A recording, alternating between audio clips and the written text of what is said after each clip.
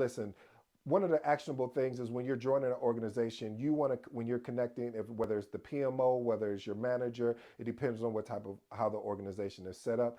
You want to be able to make sure you can schedule formal introductions with key stakeholders. This is where you want to connect with your manager to ask that person to say, hey, could you set up formal introductions with the stakeholders that I may be working with on various projects. Why do you want to do this? The importance of reason why you want to do this is because it gives you an opportunity to, for them to meet you and to maybe ask questions, and for you to build a rapport there. And plus, again, I always talk about getting to know your stakeholders, just not on a business, on a professional level, but as well as on a personal level. Because when you do that, now we're really building a relationship. We're not just here to show up for a paycheck, which I don't believe in. I believe a paycheck is very important, but it's also important to build relationships, because you never know, that person may go into another organization and say, remember when I worked with that project manager?